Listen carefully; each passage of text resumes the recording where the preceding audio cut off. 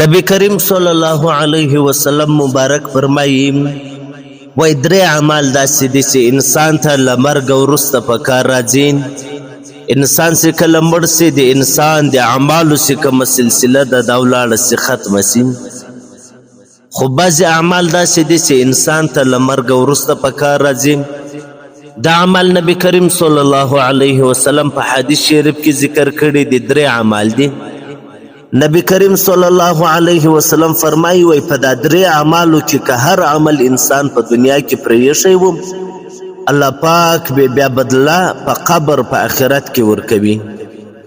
حدیث د حضرت ابو هریره حدیث ده له نبی کریم صلی الله علیه وسلم څخه روایت کوي اذا مات الانسان انقطع عنه عمله الا من ثلاثه إلا من صدقة جارية أو علم ينتفع به أو ولد صالح يدعو له.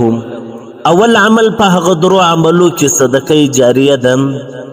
کچا صدقه جاریه کړې وله بیا دی مړ ده په قبر کې پروته الله پاک دې صدقې ثواب ورسوي. مثلا مسجد جوړ کړی و بیا دی مړ ده په قبر کې پروته څه انسانان په دې مسجد کې لمنځونه کوي الله پاک و دې انسان ته ثواب ورسوي. ځکه اول بانی د دې مسجد دا انسان جوړ سوی. یا چا یو بل خیریه بنسټ جوړ کړي یا چا یو اسپتال جوړ کړي بیا چې دی مړ د په قبر کې پروته الله پاک د دې ثوابونه ورسوي. یا چا یو برمه جوړه کړه یا چا یو بل د اوبو یو کوهی یا نهر جوړ کړي بیا چې څه انسانان له دې څخه اوبه وړي دی مړ د په قبر کې پروته الله پاک یې ثوابونه ورسوي. دوهم علم ده. چا څه علم وکړي بیا دا علم نورو انسانانو ته ورسوي. یا علم وکړي بیا د دا خپل علم په زندگی کې تصنیفات کتابونه ولیکل بیا دی مړ د په قبر کې پروته دا کتابونه نور علما نور طلبا ګوري هغه بیا نورو انسانانو ته دا دین رسوي الله پاک یې وده ته ثواب رسوي. دریم اولاد صالح ده.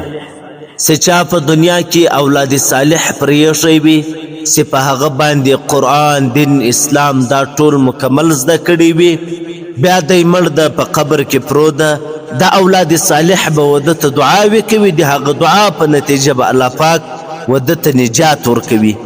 نو دوستانو دا درې اعمال نبی کریم صلی الله علیه وسلم په حدیث کې ذکر کړي دي. نبی کریم صلی الله علیه وسلم فرمایي وی له دا درو عملو څخه که هر عمل انسان په دنیا کې پرېښی و الله پاک به ثوابونه ورته رسوي.